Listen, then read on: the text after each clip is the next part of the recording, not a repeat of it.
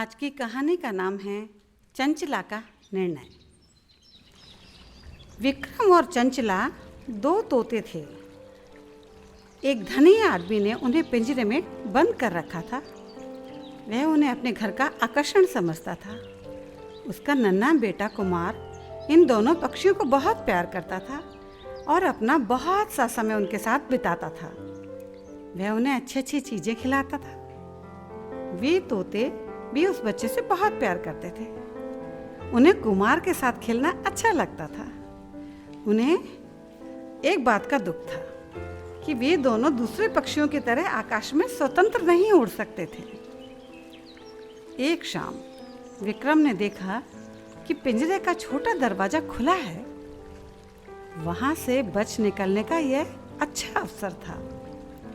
वह चंचला से बोला, प्रिय, चलो हम दरवाजा बंद होने से पहले ही उड़ चलें। हमें इस पिंजरे में रहते हुए बहुत समय हो गया है। बात तो सच है, चंचला ने उत्तर दिया, लेकिन मैं सोचती हूँ कि हमारा यहाँ से इस तरह से निकल भागना ठीक नहीं है। हो सकता है कि हमारे मालिक ने हमारी वफादारी की परीक्षा लेने के लिए ही दरवाजा खुला छोड़ा हो। हमें इस स्थिति का लाभ नहीं उठाना चाहिए। कैसी मूर्खता की बातें करती हो? क्या पहले उसने कभी दरवाजा खुला छोड़ा है? क्या उसने हमें कभी बगीचे में उड़ने की आजादी दी है? कितनी बार स्वतंत्र होने की इच्छा से दुखी होकर हमने अपने पंख फड़फड़ाए हैं। क्या उसने हमसे किसी तरह की सहानुभूति दिखाई है? चंचला, यह बात ठीक है कि उसने कभी पिंजरे का दरवाजा खुला नहीं छोड़ा। चंचला सहमत थी, लेकिन मैंने उसे पिंजरे के पास खड़े होकर हमें स्नेह भरी दृष्टि से निहारते हुए देखा है। स्नेह? विक्रम चीखा। वह केवल यह देख रहा था कि कहीं हम भाग निकलना तो नहीं चाहते। तुम उसकी प्रशंसा कर रही हो चंचला, जिसने हमारी स्वतंत्रता छीन ली है। वह कुछ देर के लिए मौन रहा, फिर कुछ गुस्से में और दुखी होकर बोला, तुम सदा ही मूर्ख हो चंचला। तुम आदमी की चालाकी और शैतानी के बारे में नहीं जानती। तुम्हें तो बस उसके जाल में इस तरह, अगर नहीं तो तुम उसके जाल में इस तरह से ना फंस जाती। तुम ही थी जिसने वह लाल फल खाया था जिसके कारण हम फंस गए। मुझे इस तरह मत दुत्कारो, चंचला ने विनती की। आओ बस एक रात और यहाँ रह लें।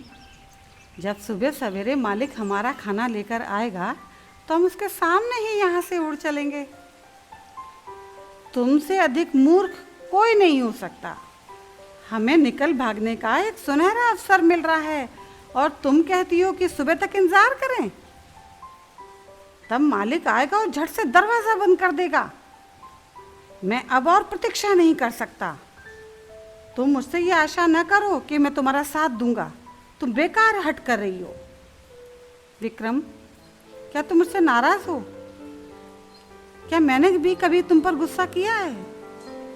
मैंने तो केवल वही कहा जो मुझे ठीक लगा। मुझे आशा थी कि तुम मेरी बात समझ सकोगे। अब विक्रम दुविधा में पड़ गया। वह उसे दुखी नहीं करना चाहता था। वह कुछ क्षण के लिए चुप रहा, फिर उसके नजदीक जाकर बोला, एक दिन तुम मेरी बात पर यकीन करोगी। मनुष्यों पर विश्वास नहीं किया जा सकता, खासकर उन लोगों पर जो हमें पिंजरे में बंद रखते हैं। उस जीवन की बात सोचो जो हमने यहाँ आने से पहले बिताया था। हम स्वतंत्र थे, जहाँ चाहें वहाँ उड़ सकते थे। हम बहुत खुश थे और अब हमारी ओर देखो।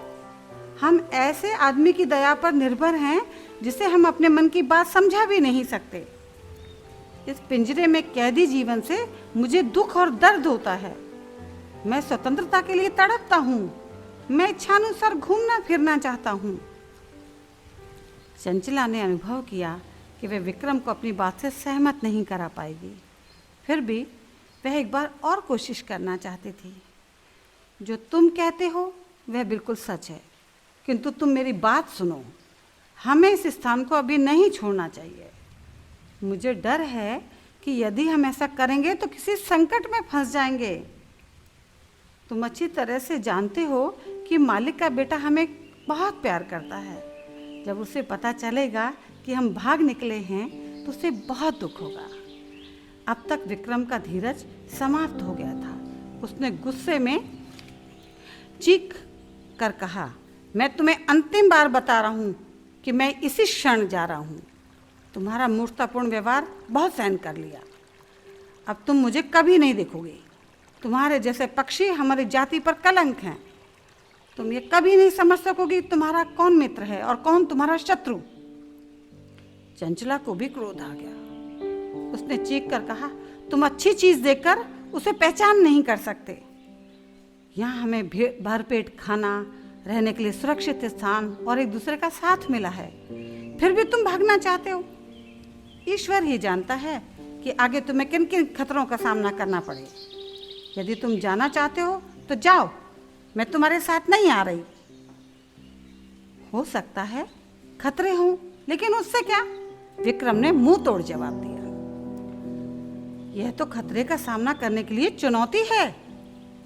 सोचो, बाहर खुला आकाश होगा, मैत्रीपूर्ण पेड़ों के झुरमुट होंगे, पावन मंदिरों के ऊंचे शिखर और खुले आंगन होंगे, जहां दयालु स्त्री पुरुष और बच्चे हमारे लिए खाने को दाना फेंकते हैं। मैं और भी अच्छी चीजें गिनवा सकता हूँ, लेकिन अब समय भागा जा रहा है और मुझे यहाँ से जाना है। तुम्हारा जैसा जी चाहे करो, चंचला ने उत्तर दिया, लेकिन मैंने यहीं ठहरने का निश्चय किया है। यदि हमारा मालिक यह अनुभव करता है कि मैंने उसे धोखा नहीं दिया तो शायद वे दरवाजा खुला ही रहने दे। तब मैं सोचूंगी कि मुझे उड़ जाना चाहिए या यहीं रहना चाहिए। ओ मूर्ख! विक्रम गुस्से में चिल्लाया और चंचला को वहीं छोड़कर उड़ गया। रात के अंधकार में विक्रम उड़ता रहा। उसे पता नहीं था कि कहाँ जा रहा है। थोड़ी देर बाद उसने सोचा कि सुबह तक यहीं आराम करना ठीक रहेगा। वह उड़कर एक पेड़ की टहनी पर आराम से जा बैठा। विक्रम के लिए यह एक नए जीवन का आरंभ था, लेकिन वह चंचला को भूल नहीं सका। वह यह जानने के लिए उत्सुक था कि उस पर क्या बीत रही होगी। उसने एक बार तो यह भी सोचा कि वापस जाकर देखे कि वह कैसी है। वह भूखा था और कुछ खाना चाहता था। उसने एक दिशा में जाते हुए बहुत से तोतों की टें टें सुनी। वह जानता था कि वे सब भोजन की खोज में जा रहे हैं। वह उड़ा और उनके झुंड में शामिल हो गया, किंतु उसे बराबर ऐसा लग रहा था कि वह उनमें से एक नहीं है। दूसरे तोते ज़्यादा स्वतंत्र थे। उसकी तरह पिंजरे में वे कभी कैद नहीं हुए थे। वे उसे संदेह की दृष्टि से देख रहे थे। फिर भी वह उनके साथ गया और अपने हिस्से का खाना खाया। जब सब उस पेड़ पर जहाँ वे रहते थे वापस आए तो विक्रम ने देखा कि उसके लिए कोई स्थान नहीं है। दूसरे तोते अपने साथ उसे नहीं रहना देना चाहते थे, इसलिए उसने पास के ही एक दूसरे पेड़ पर अपना ठिकाना बनाया। दिन बीतते गए।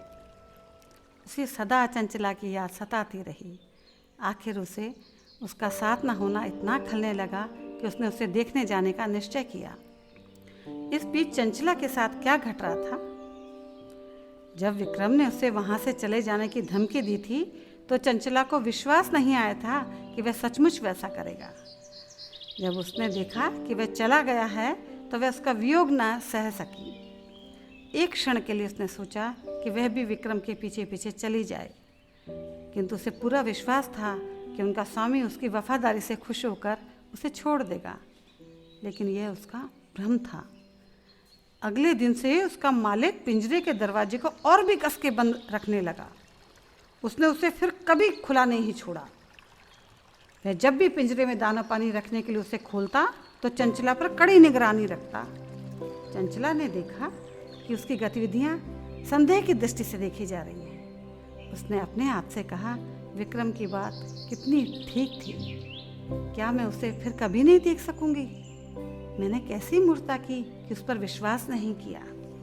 उसे विक्रम के शब्द याद आने लगे, तुम्हारे जैसे पक्षी हमारी जाति के लिए कलंक हैं। फिर एक दिन उसने विक्रम को बगीचे के एक पेड़ के ऊपर बैठे देखा।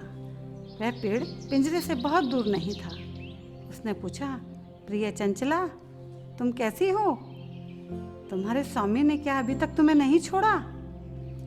ओह विक्रम, चंचला चिल्ला उठी। मुझे खेद है कि जाने से पहले तुमने जो बात कही थी मैंने उस पर विश्वास नहीं किया।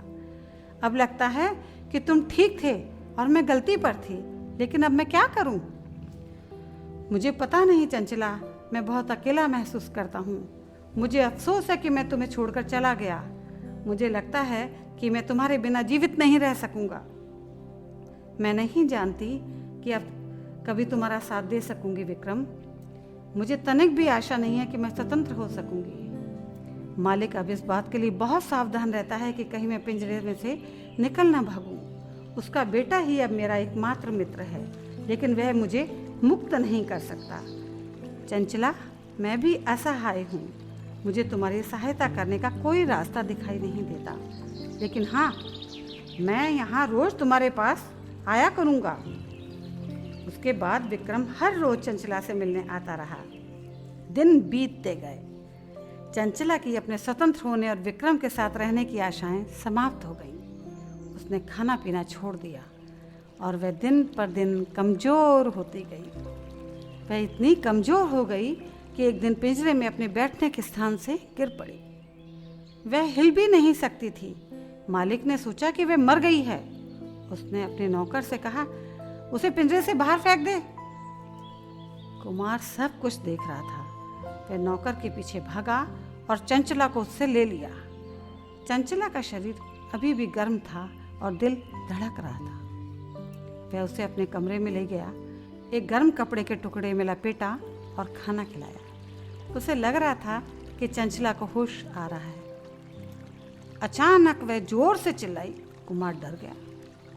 उसे लगा कि चंचला मर रही है, परंतु हुआ यह कि विक्रम वहाँ रोज की तरह आया था।